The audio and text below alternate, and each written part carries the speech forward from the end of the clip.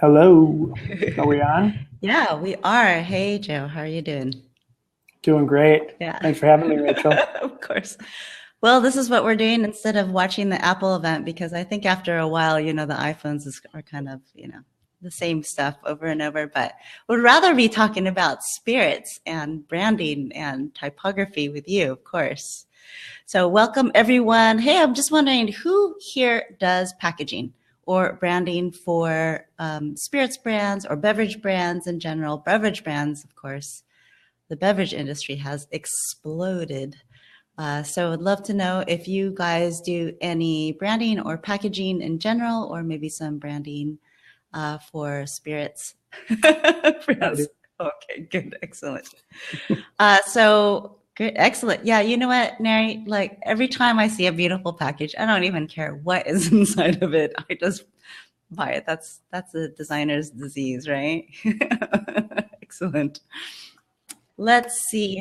You do you do a drink label? Awesome, Victoria. That's great. Oh, you're in a classroom setting. Where do you teach? Let's see. Tony teaches a craft beer brand project at Mass Art. Wow, that'd be fun. Cool. Yeah. Awesome. Great, great, great. Is this being recorded, Tracy? It is being recorded. As usual, you can always come back to this link afterwards. You will always have access to the link now that you're registered, and you'll be able to watch the the replay right after we're finished here. Awesome. David has branded 2 beers, a hot cocoa, etc. Awesome. Great. Well, welcome everybody. I am Rachel Elner. I'm the host of Typography Dojo. I'm here with my friend Joseph Duffy. He is in Minneapolis, which should be nice and warm by now, right? It is warm right now, correct. Not for long. Not for long, yes. It's going to get winter really quickly.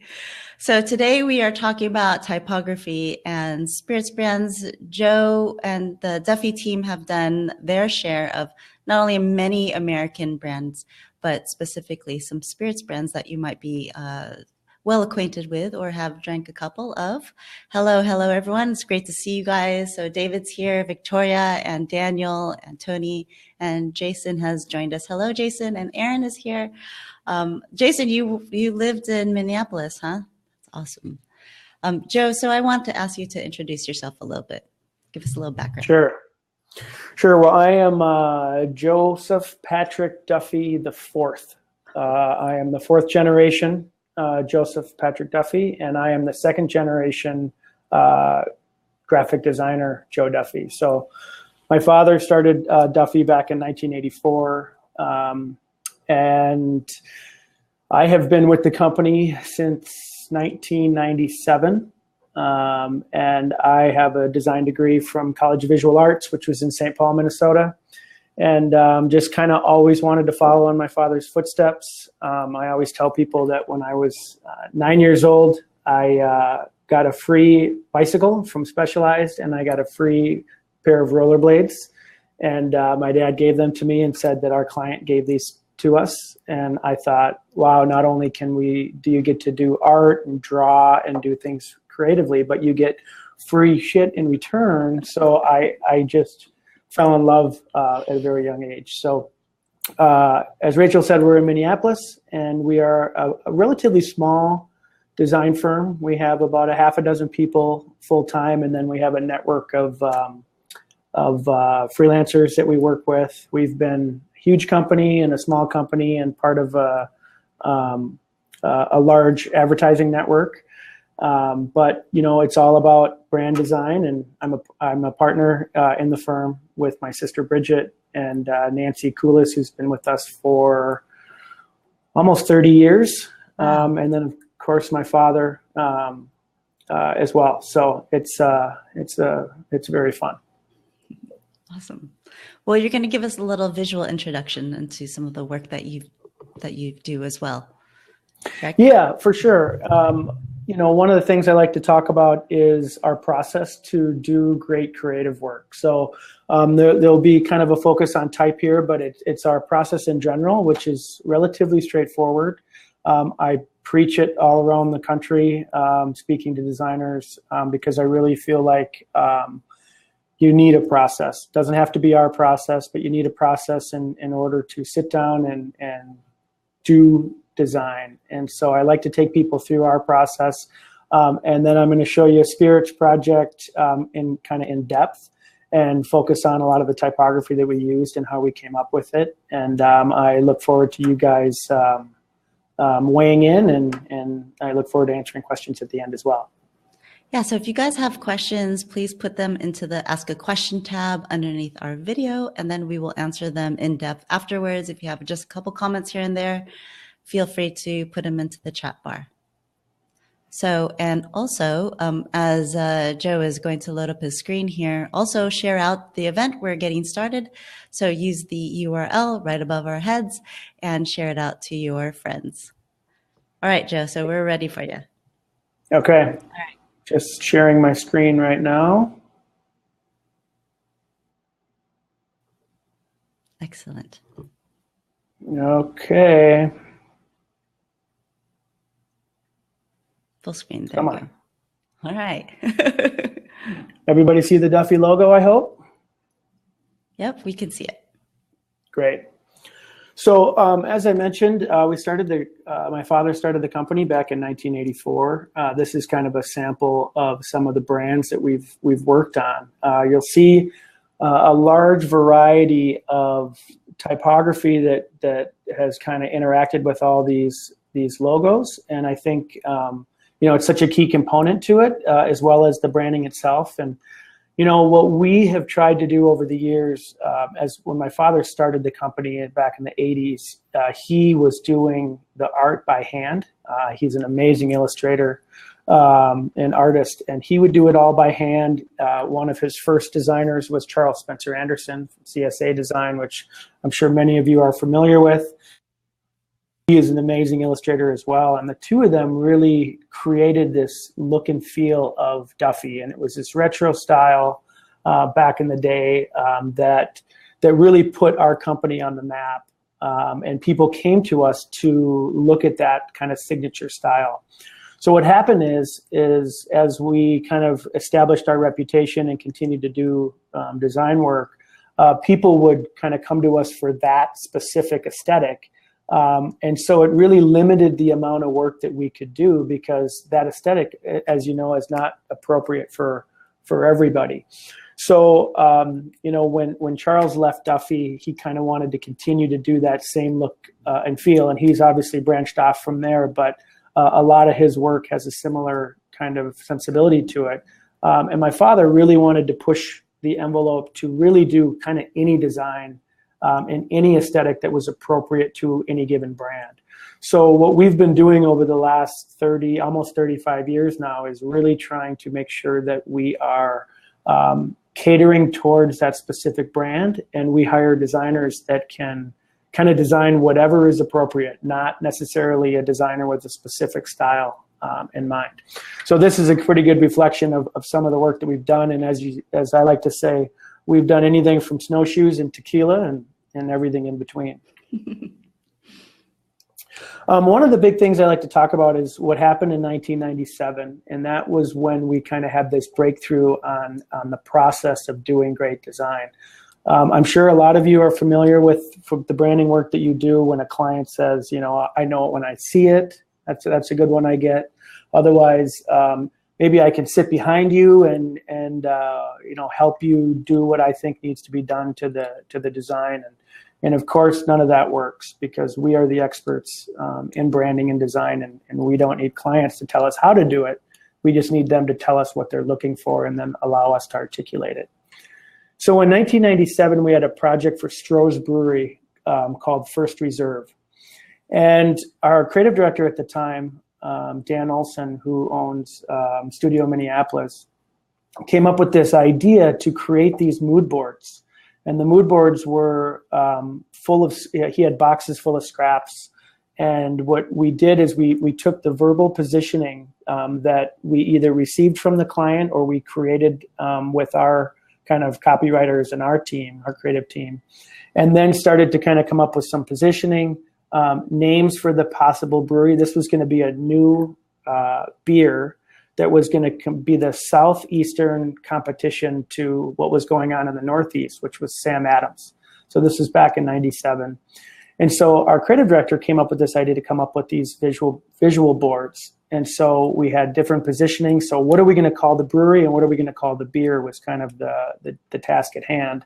And so what he did is he started assembling collages to start to represent and reinforce the verbal representation of the brand. So we wanted to match it with some visuals. So the first thing that we explored was railroads. Another thing we looked at was, hunting dogs. So again, how can we name it? How can we visualize it? And we pulled from all these scraps to just start to give us a sensibility of where we could explore visually. Next thing we looked at was lighthouses and different representations of that to start to get us to, what type should we be looking at? What types of colors? What types of finish, illustration style, photography style? Another one was based on Williamsburg. Another one was based on taverns, and I won't go read through these because that's not really the point. But again, visual collages start to represent where we went. And the last one that we showed was about the Civil War. And so we presented these positioning boards with the verbal and visual side to it to our client, and they chose the Civil War as the direction that they wanted to take. So what we got them to do is really take out some of the subjectivity, which we're really somewhat cursed with in this industry. Because it's easy for someone to say, I don't like it and I don't know why, or I want something cool, or, I want something relevant. I want it to pop off the shelf. I mean, all these things that clients say. And so what we want to do is try to take some of that subjectivity out of it by showing them what we're going to explore. And so this became our visual brief, which we've now coined, the name of these mood boards. And so we started with First Reserve. This was the imagery that we used. And that became our filter for which we made all design decisions. So our design team would create something, and then they would literally sit it on the front of that visual board. And if it looked like it belonged on that board, we knew that we had something that the client was going to like because they approved that board. So this is some of that work, and you'll see that it really hangs together really tightly. It allowed us to, the other thing the visual brief does a really good job of is keeping our design team on task. So you guys all know that when it comes to designing and picking a typeface, for example, well, you have about 10 million to choose from. So how do you choose the appropriate one? Well, this visual brief allows you to start to put some type together that relates to the positioning of the brand. And then we can choose typefaces that would complement typefaces and design on that board and start to represent where it came from. So if it's Civil War, for example, we would look at documents and imagery in the Civil War, and then all the visuals and the type and the color palette and everything would relate specifically to those elements. And so it really allowed us not only to stay on task and make sure that the client was going to like what they saw, but it also allowed us to make these decisions more quickly. We don't have to choose from 10 million typefaces. We can choose from a handful because we've already narrowed what look we're after. So getting into our, so that kind of established the entire process for Duffy. That is how we approach design, and I'll kind of show you how that really manifests itself throughout a longer case. But what we like to say is our clients' business and our clients themselves are much better at complicating our lives. So when we create a design process, the last thing we need it to be is complicated. We say we have a three-phase process. We imagine what we're going to do, we do it, and then we bring it to life. And so that phase one really has become, I think, the most important part of design. Now, what I always say is great design and beautiful design and appropriate design, it's pretty easy. I mean, it really is. If you're a good designer and you've done number one, which is basically your homework, it's not that hard to do the design if you're comfortable, as I said, being a designer. The hard part is really getting up to speed and making sure that we can justify what you're doing. You have to sell it. You have to make sure that it's appropriate. You have to make sure it's on brand, on trend, and all these things. It's not like the competition, it stands out. All these things that you really have to figure out before you start the design process. And so we do interviews with their clients. We talk to sometimes their resources, their vendors, their partners. We immerse ourselves in their business, understand the parameters of production, make sure we don't design something that can't be produced, which is a big no-no. And then we audit not only everything they've done, but we audit the competition. So we figure out what everybody else is doing on the shelf. And then we create this this visual brief, which we share to the client. We talk about why we chose each of the images. If a client says, I hate blue, well, it's good to know that before you design the most beautiful blue thing in the world, of course. So we want to get all that stuff done up front. And then when we get into phase 2, so now we have a visual brief. We have our blueprint that we're going to check all of our design. At Duffy, we do 2 to 3 design directions. We do not do 10. You do 10 and then everybody's throwing darts at it, and it really becomes a subjective exercise. If we do the phase 1 correctly, you really don't have to do 10 design directions. We do 2 to 3. We do the concepts, we flush them out into illustrative design directions.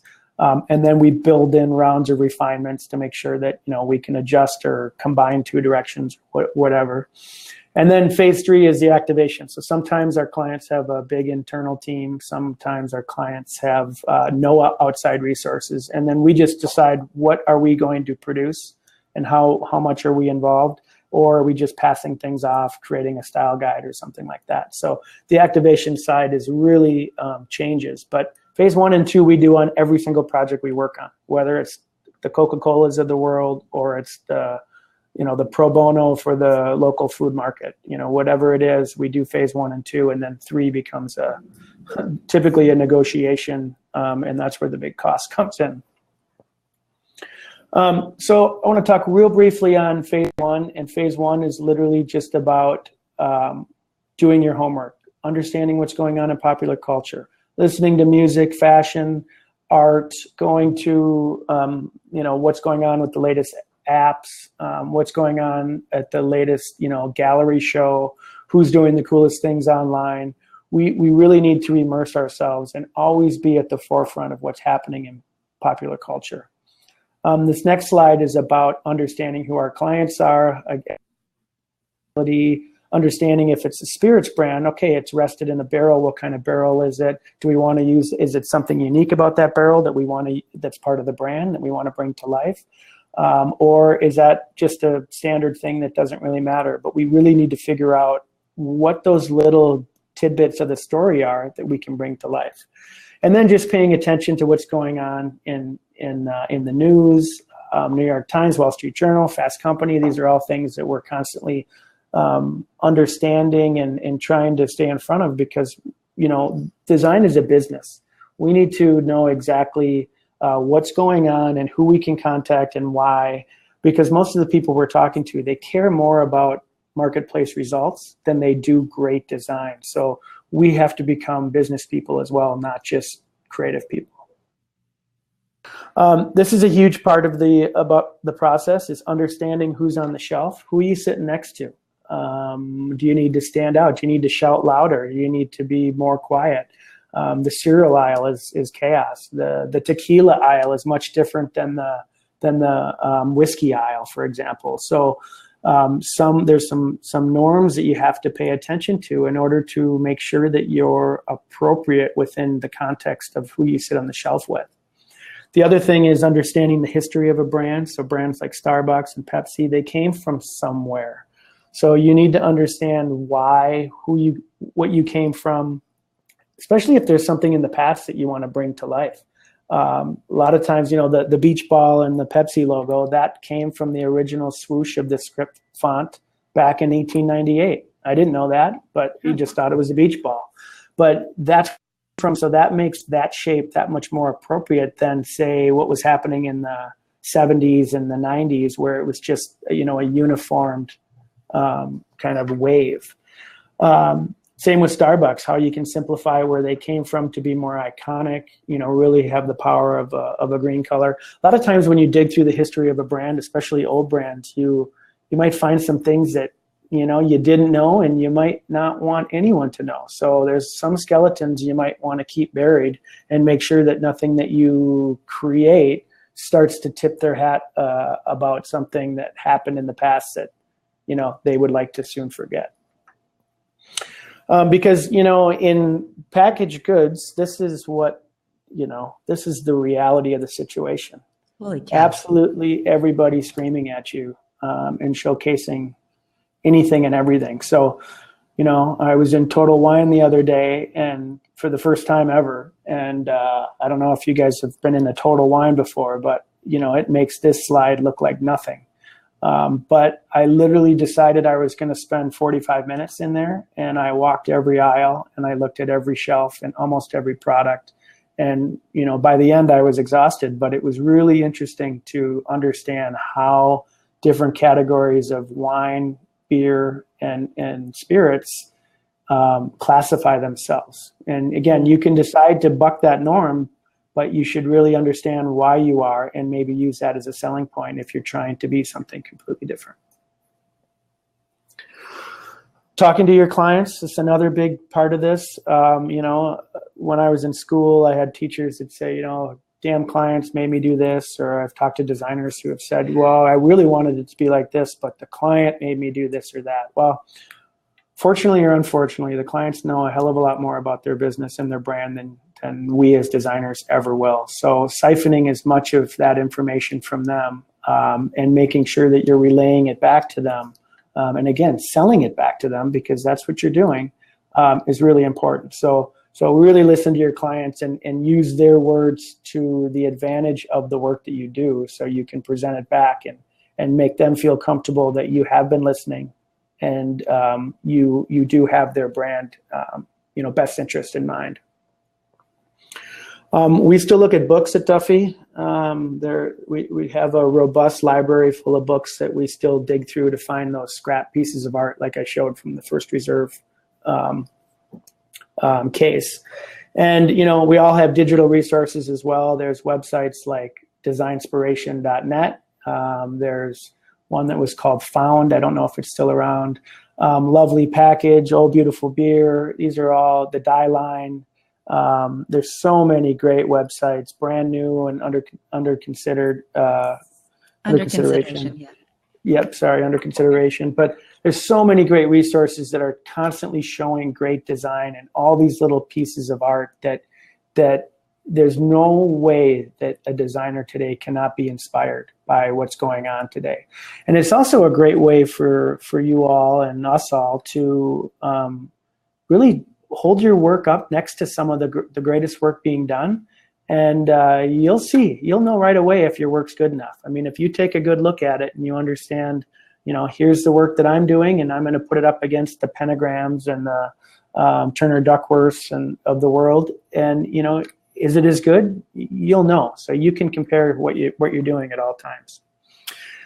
This is an example of just putting together some of the visual briefs. Again, we start with a lot of images, and then that can represent design principles that we come up with. So tradition or quality or energy or whatever the brand needs to be or needs to represent. We try to pull images that represent those principles. And then we start to edit it down into something that we can create design on. So this is a real quick case about the Mall of America that'll show this process a little bit further. So Mall of America came to us and wanted a refresh of their design after 20 years in business. So they showed us their design, and they basically said, don't change it because we're stars and stripes. And we said, great, that looks like a political campaign, not like a mall, but okay. So we went to the mall, we shopped. Again, we did that upfront phase one where we really spent an entire day walking around the mall and looking at it with a fresh set of eyes. We also spent time going through 20 years of their collateral that they've done, some good, some not so good, and we peppered the walls and made a war room and kind of made sure that we were picking and pulling anything that we did like from the past to potentially influence where we're going with this new branding. And then we created a visual brief. So this was the visual brief that we created with them. So it started with maybe 50 images internally, maybe 100 internally. And then we narrowed it down to maybe 10 or 20. We presented it to the client, talked about, how it's called Mall of America already. So does it really need to be stars and stripes? Or does it really need to be red, white, and blue? And what's the difference? What is this? What's different about this place? And what we said is that the mall is constantly evolving, constantly changing, because there's new stores coming all the time. There's new exhibits coming all the time. And we want people not to just check it. I've been to the mall. We want them to come back and see what's new. And so we talked about not only that it's always changing, but there's also a big diversity to the mall, not only with the differences in shops that are contained inside the building, but also the different cultures and countries of people that are all coming to this location. There's tour buses coming through the mall all the time. This is in outside of Minneapolis.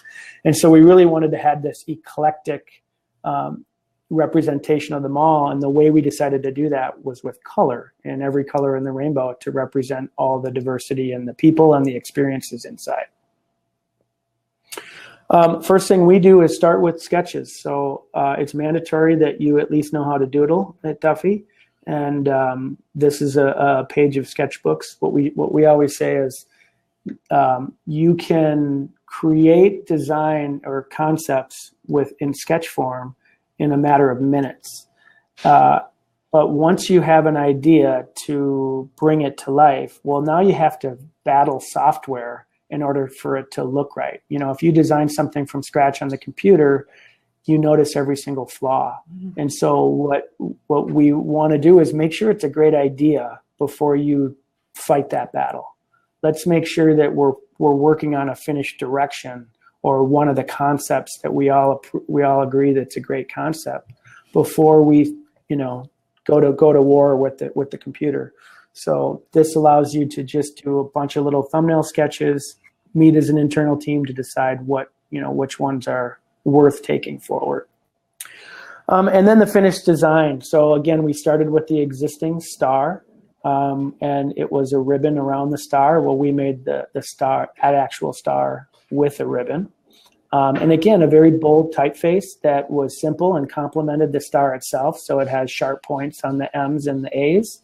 And all those types of little details are really important to make sure that the type matches with the visual icon. I can't tell you how quickly design goes bad when the typography isn't matched well with the mark. Yeah. And I can also tell you that a lot of people try to go too far with the typography and make it do too much when there's something else that can do that work for you, which is the logo or the icon. Sometimes the type just needs to be legible, and it needs to not get in the way, and it needs to be something that's easily digested and able to read. If you put a complicated type and you try to set, body copy of a magazine in it, nobody will read it. I promise you that. And so it's really understanding those tricks of the trade with typography to make sure that it's a complement. Sometimes it's all about the type. Sometimes the type just needs to just be read. And so that's a distinction that people really need to think about. And again, what we do, if somebody asks us to do a logo, great, but a logo is only part of the equation. We need to bring it to life in an exciting way. And really create a toolbox full of parts and pieces. And that's everything from typefaces, primary typefaces, then secondary typefaces, and headline and body copy and things like that. But then maybe variations of the identity, a robust color palette that not only takes care of what you need on day one, but also what could come in the future.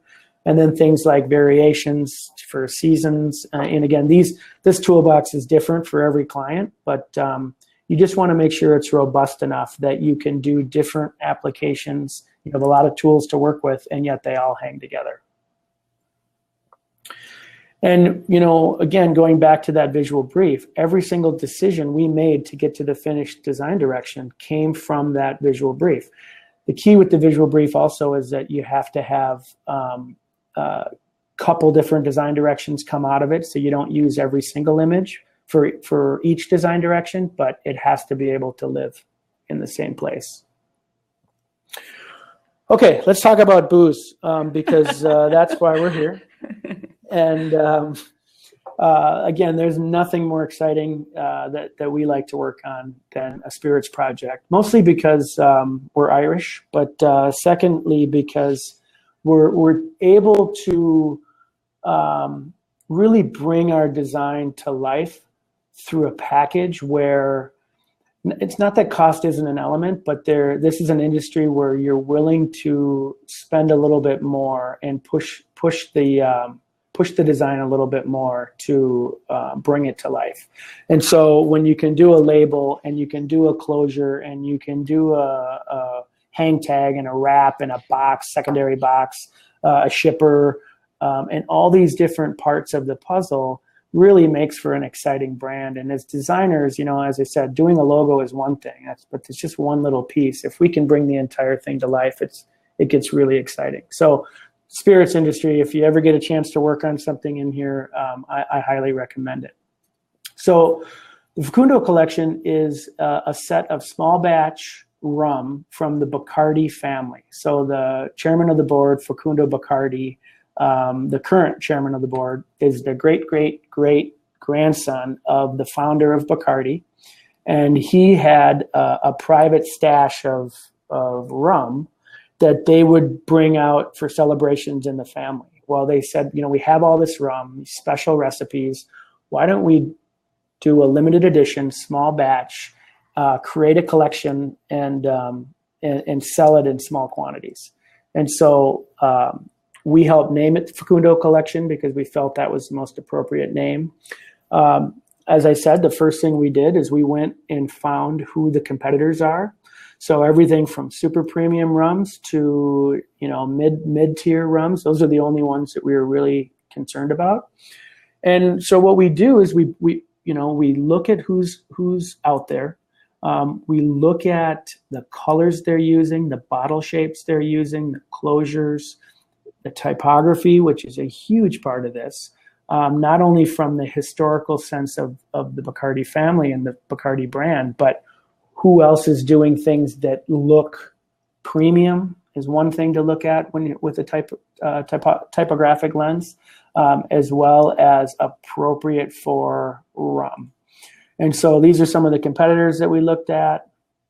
A very exciting part about this project is we got to dig through a very, very deep library of the Bacardi family, 150-year history. So we got to look at all these. We went through the archives. We looked at all these old bottles, all these old papers and handwritten notes and all these bottles and different things to start to see what do we want to pull from?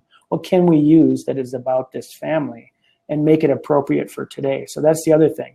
We didn't want to design something that looked like it was 150 years old, but we wanted it to be relevant today, but we still wanted to make sure that it was appropriate and had that sense of the past as well. Exciting thing about this one is we walked around New York City with a mixologist and specialist in craft cocktails, and they took us to all these cool little clubs. So we understood the environment in which this product had to live, and to see who else is in that environment that's doing good things, from not only sales but looking good on a shelf and things that we want to just make note of, whether there's something there we want to pay attention to. Sounds like fun research. Very fun research. This was another part of the research where we bought a bunch of rum and we sat around and drank it as a team. Again, very difficult task. But again, we had to understand what it tastes like and why it tastes that way, because maybe there's something in the taste that we could try to evoke visually or verbally on the bottle. They kept bringing us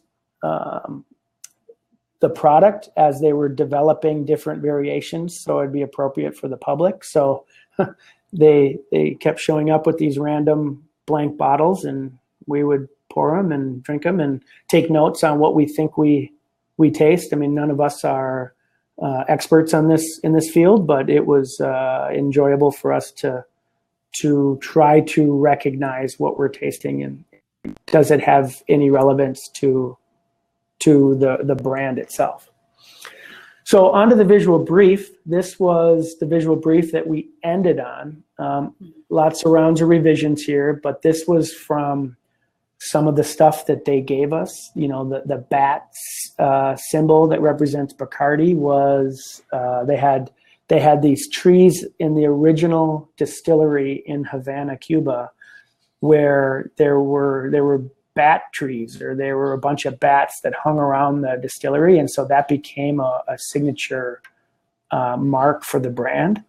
And so we wanted to figure out how we include that bat seal. Do we need to recreate it, or do we just need to use it as is?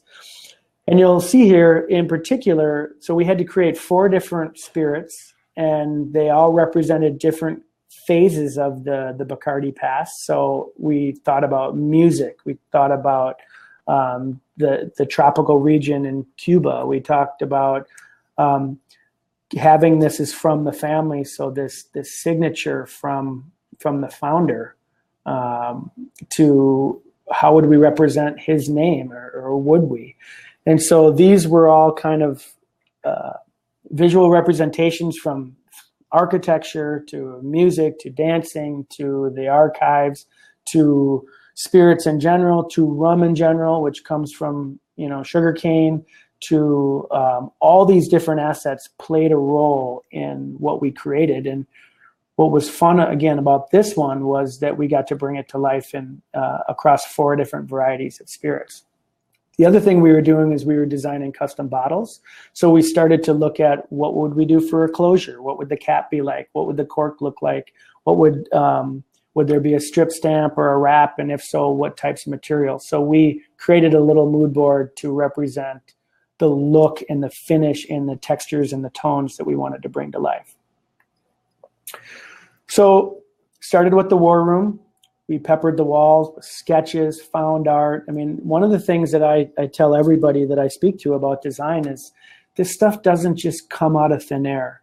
It might for my dad, but he's a different breed, right? For me, I work my butt off on design, and I'm not the greatest designer in the world, but I work my tail off to make sure that I am constantly immersing myself in great design that influences the design decisions that I make. It doesn't come out of thin air. So again, how to keep yourself in front of it by looking at what everybody's doing, pulling scraps and images of beautiful pieces of art that you might think is relevant for this, and throw it on a wall, talk about it. Maybe there's a variation of it, but you just have to be inspired and influenced.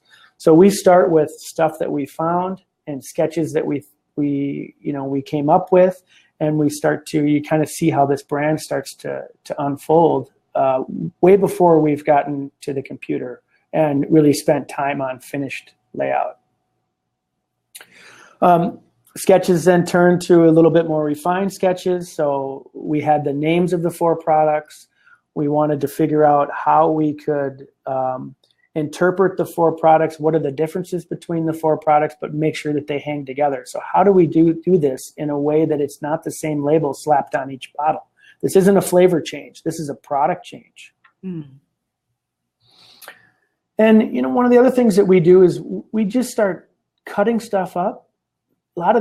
Most of the stuff, certainly in the visual brief, none of that is ours. That's done by other designers and artists and architects and whomever that's created these assets. All we're doing is assembling them together. So a real good exercise is to start to cut and paste things, tape it on existing bottles, to just start to get a sense for what might start to work and what doesn't work. You get a real good sense of scale. You're never going to figure out scale on your computer, especially for a printed packaging project. You really need to cut it out, and you really need to slap it onto something to really understand what it looks like. And so that's just what we did. We just took a bunch of stuff, bunch of scraps, slapped it on some bottles to start to get a sense for how these things could hang together. So here's the two directions that we showed. So it's kind of two variations, left side, right side, first round, second round. But you'll see that all the typefaces completely different from one another for each direction. But somehow they hang together. Well, how is that? So it's really making sure that you're pulling different aspects of the brand and then adjusting them accordingly where they can relate. And then it's part of the design process, right? To figure out how far you can push them away from one another. And sometimes the type could be completely different, but the consistency of the brand mark or the stamp of the bat might be one of the consistent pieces. Or maybe the bottles are a little bit more consistent, or maybe the color palette is a little bit more consistent, or maybe it's the die cut label is more consistent. But trying to find things that can look like one another and relate to one another, almost like family members, but still have that different, unique quality to one another. So we presented these two, these are kind of some of the language, and then we presented them across proprietary bottles that we created. Beautiful. So direction one on the left, direction two on the right, to kind of show how they start to come to life on a complete package. Yet they're all unique and different from one another, but they start to have a sense that they belong to one another. So the client chose direction two, but they said, you know, what we don't like is that the bottles are too unique from one another. We want more consistency in the glass itself, but we do like the idea of them being different glass. So we kind of sat back and tried to figure out how do we add more consistency into each of them. And they talked about the little parts and pieces for each. So we started here with a round of revisions. We created this more consistent bottle shape. This kind of they were meant to represent an old craft that people would use in the past. They would take their booze and they would pour it into these kind of crafts that they would keep on their bar, and they would disregard the bottles. And so what we did is we said, okay, the system is going to be non-aged. The product ended up being called Neo on the left, to aged the longest, which is Paraiso, which is on the right. And in doing so, we're going to go from tall to short. We're going to have consistent necks on each, consistent bases, except that, of course, will change with the height change. And then we're going to do consistent caps, which were these huge metal caps, but they're going to start with silver, and then they're going to go up to gold would be the highest end one. So then again, once the bottle shape kind of put our graphics on it to start to see how this could come to life.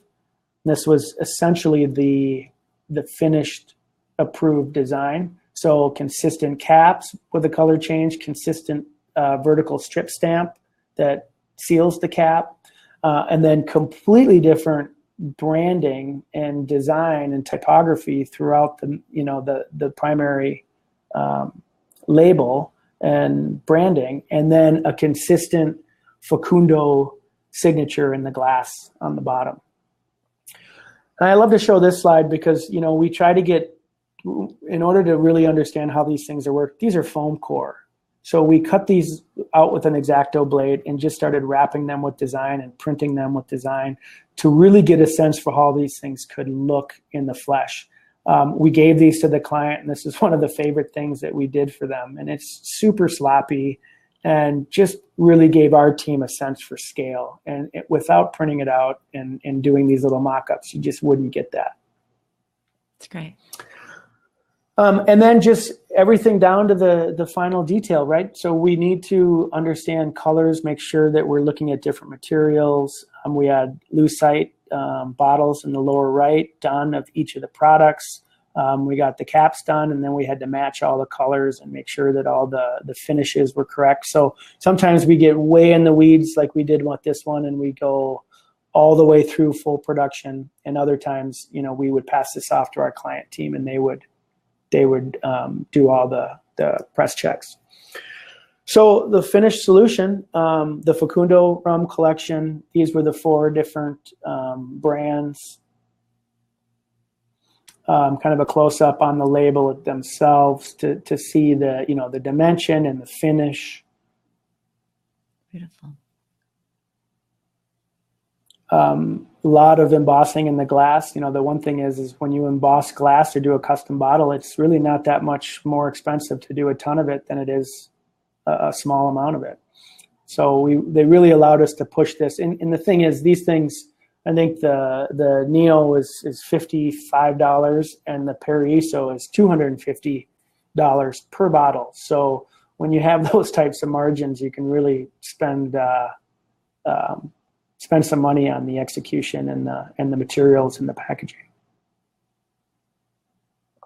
A lot of fun. Really fun project.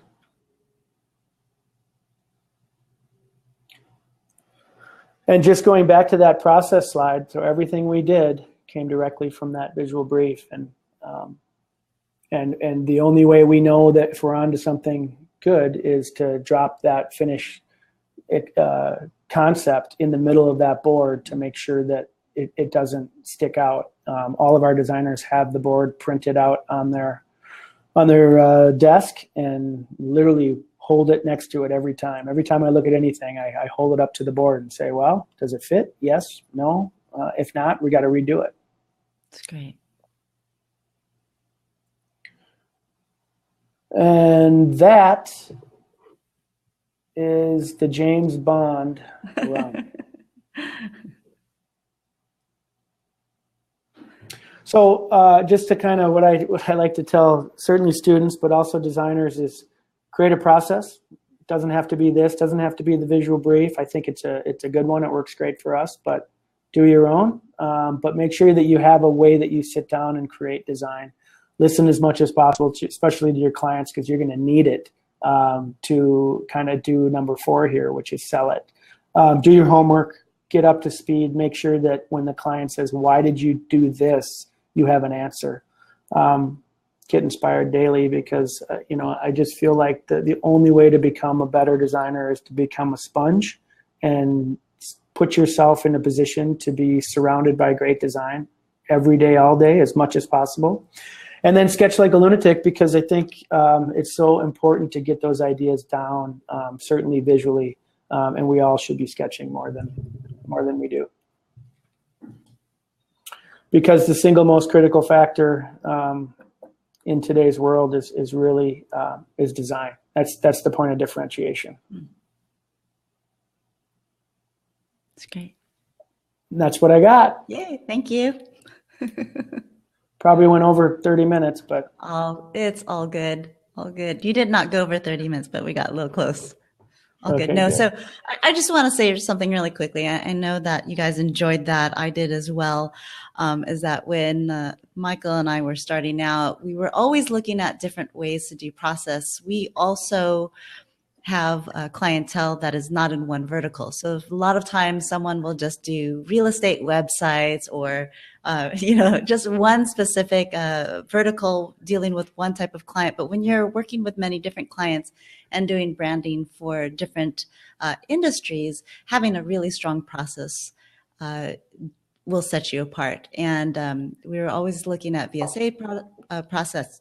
They have a very strong keyword process, a verbal process. But then when we looked at the Duffy process, which was this visual brief, it made just much more sense, and it helped to define the typography for any project, and helps you sell the project as well, because the answers are right in front of you, right? Yep, absolutely. Great. So I don't know how you are with time, but we've got 6 questions, or 5 questions at least. Shall we go through these? Sure. All right. All right. Yeah, I love the visual brief. And I have questions on my own, but All right, guys. So we're going to answer questions, and feel free to vote them up as we're going along. I will just ask them to Joe, and we'll start with Eric's. How do you handle clients who actually like every direction you show in your pitch, and they want you to combine them all into one super brand? Yes. What I find is to be as transparent as possible and to be as honest as possible. I am me. This is who I am. This is how I behave, whether I'm with my best friends on a guy's weekend getting into trouble, or with my children, or with my children's teacher, and certainly at the office as well. And so I just try to level with them and say, look, tell us what you like about these assets. That, if you like all these parts and pieces, tell me why you like all these parts and pieces, and get some information from them about why. And then tell them flat out, I don't know. It's probably unlikely that we'll be able to combine it all like you just said. But if I understand what you like about these, maybe I can adjust, whatever one's the closest to bring those types of sensibilities into the design. But you just flat out say, look, I'm flattered. and I'll tell you that that's really never happened to us, where they like everything. Really? Okay. But it really is just understanding why, and then telling them flat out, let me see what we can do to try to solve that. But it won't necessarily be every single thing as is combined, because that should be impossible. But every once in a while it kind of works. We've had a client to say, can you just do this with that one and this with that one?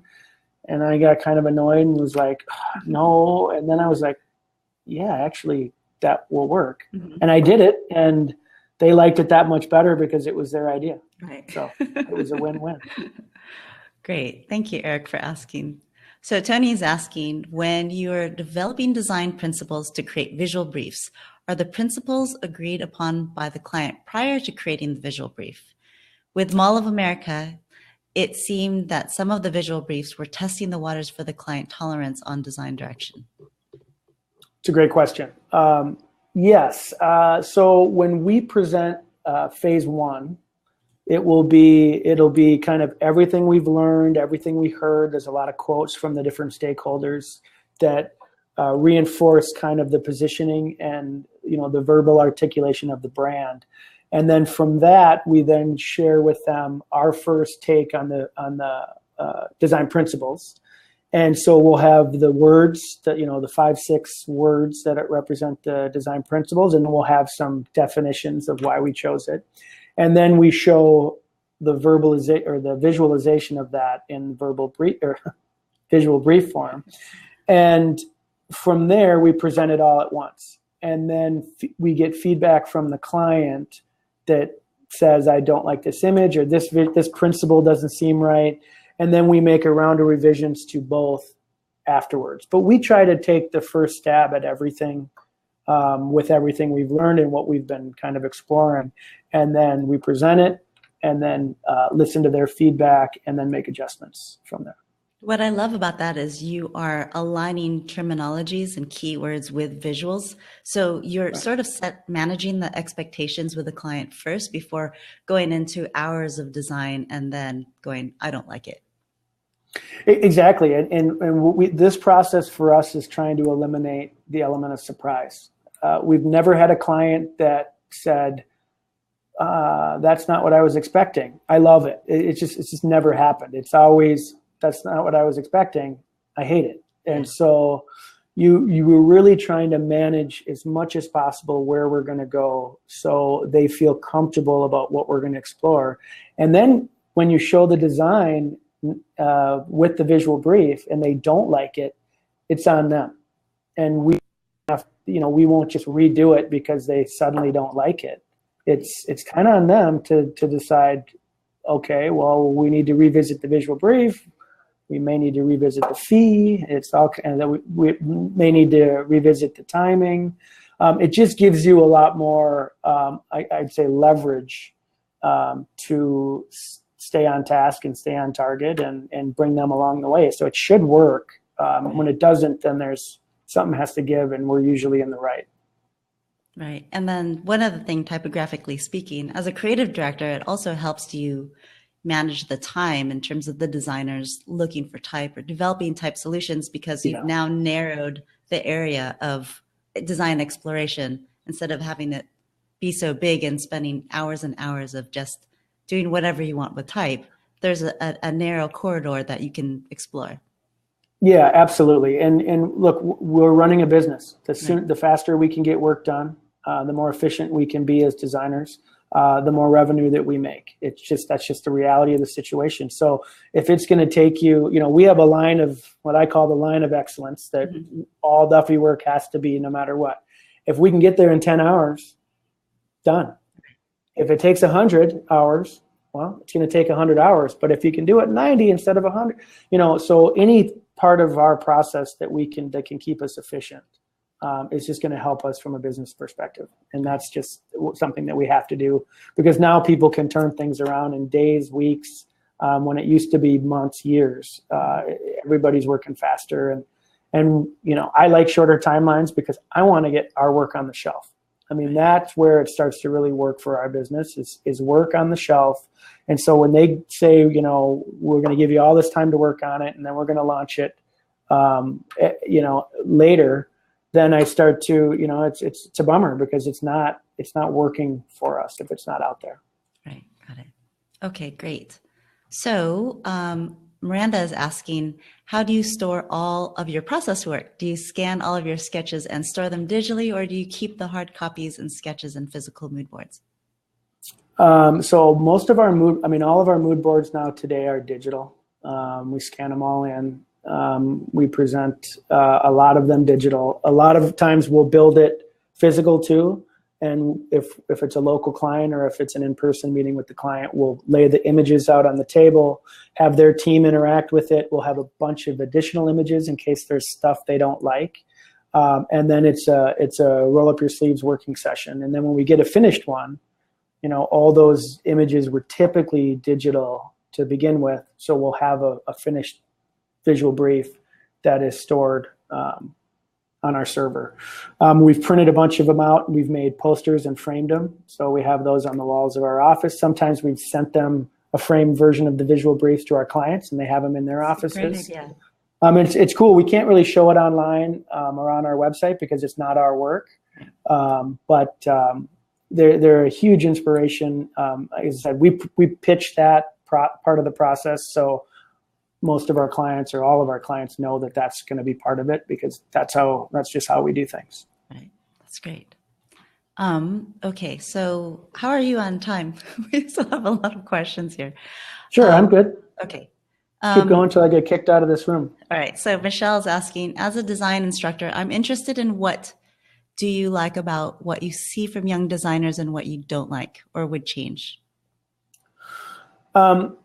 So what I'm always looking for is a portfolio of case studies. A logo page is great. A one-off, one piece of design is great.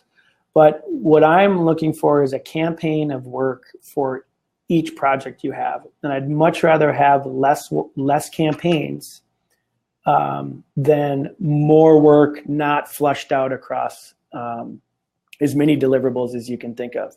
So once you create the brand language, the visual brand language, which is kind of what I showed for the Mall of America, typography, color, logos, icons, patterns, photography style, illustration style.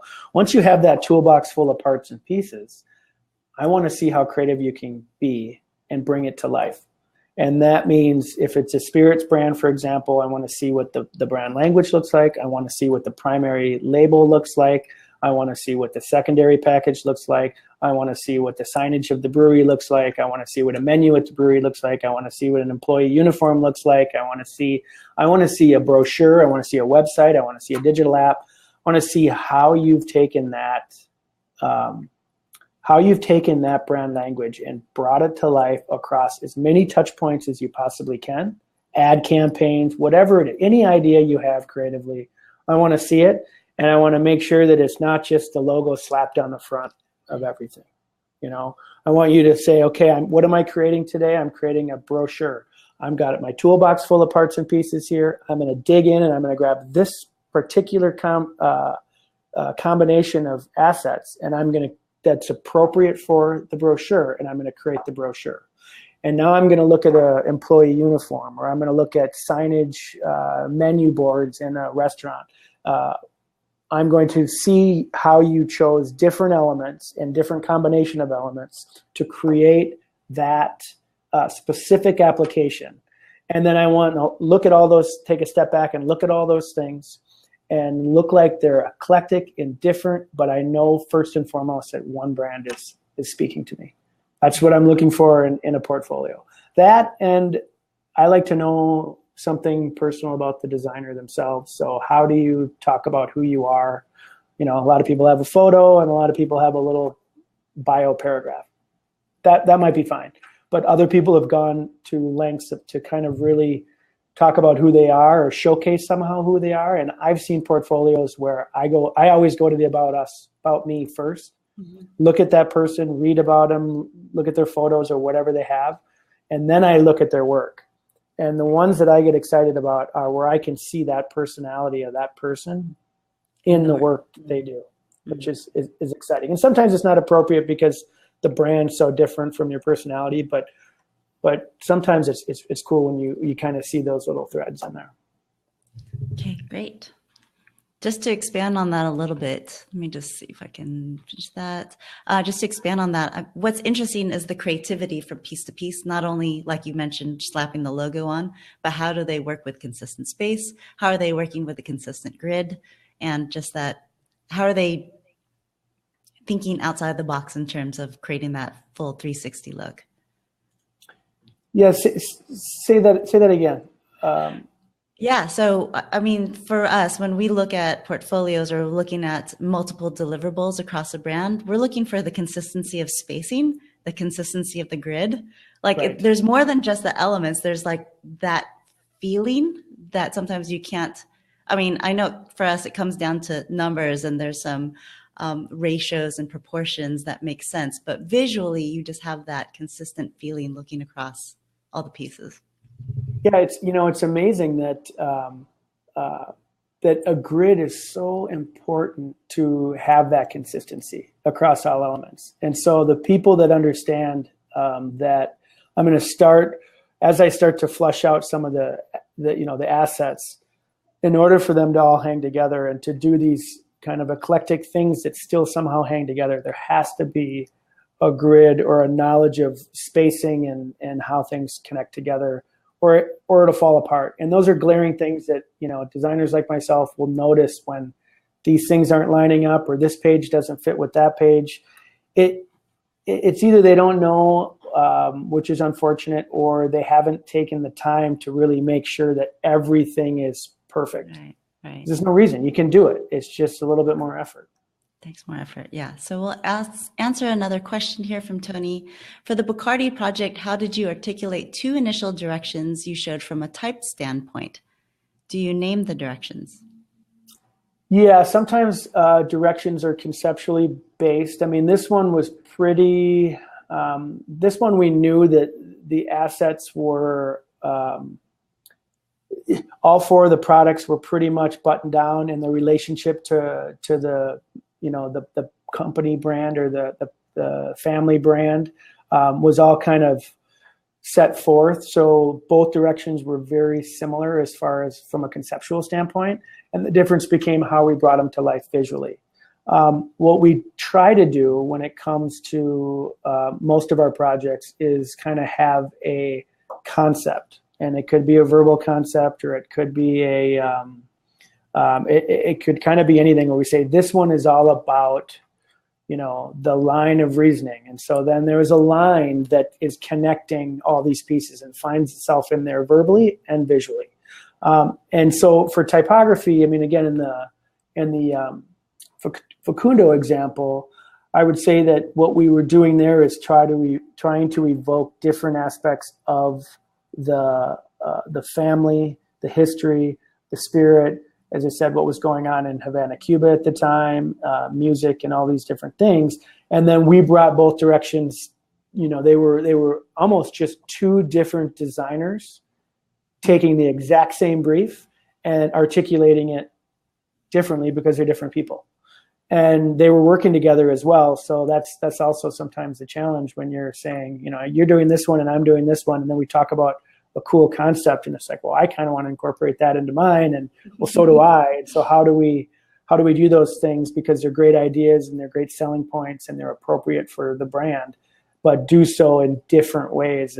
And I would say in that example, they were essentially the exact same brief, the exact same sensibility from a typography standpoint. We were looking at the same types of imagery, the same types of architecture and stimulus from that period of time and that location and time to create design that was relevant. And then each designer kind of took a different spin on it and added a little bit of contemporary, popular culture into it, but still kept that historical aspect to it. Great. Difficult, but something that takes practice for sure. Definitely. Okay, so we'll do one more question. Luke is asking, what's the most common or biggest mistake you see in visual briefs? Too many images, and I guess so here's the thing. So we tell our clients that we are going to create this visual brief together. Well, in reality, we have to do it first to showcase to them. And what happens is if you don't have your concept starting to bake while you're creating your visual brief, you would create a visual brief and then you're stuck designing to that visual brief. Yeah. And, sometimes it could be ramming a square peg in a round hole. Like it doesn't work. You haven't thought about it enough. So you haven't fleshed it out enough. And now as you're fleshing it out, you're realizing that this visual brief is hindering you from doing what you feel is great design and appropriate design. And a lot of clients sometimes look at the visual brief and they go, yeah, but that's a horse. We're, talking about chicken or whatever it is. And they get really literal. So a lot of times they'll trust you. Okay, I know I've seen what you've done. I know you guys know what you're doing. I trust you. Now we're designing with this visual brief. So what we always tell our design team and what I challenge myself or have to do as a designer myself is to make sure that I have a concept in mind, some things that I'd like to explore for the brand. I don't have to have it totally fleshed out, but I have to kind of know what I want to try. And then I'm going to pull images and make sure that the board allows me to do 3 variations of a direction. So you have too many images, or you have too many pieces of type, or you have too many, logos, or you have too many colors. All of a sudden I look at that board and I can't envision, I can't squint my eyes and see what's going to come out of it. So it's really about saying, okay, I have this concept in my head.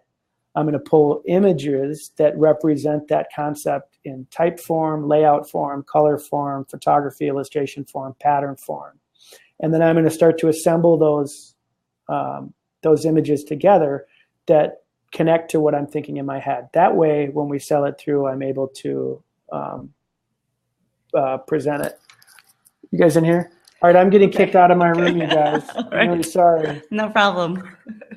So I hate to end on that note, but I hope if anybody wants to email me any more questions, you can email me at JOS, as in Sam, Duffy at Duffy.com. Great. Thank you so much, Joe. Appreciate it. Thank you. Have a good day. Everybody. All right. Bye-bye. You too.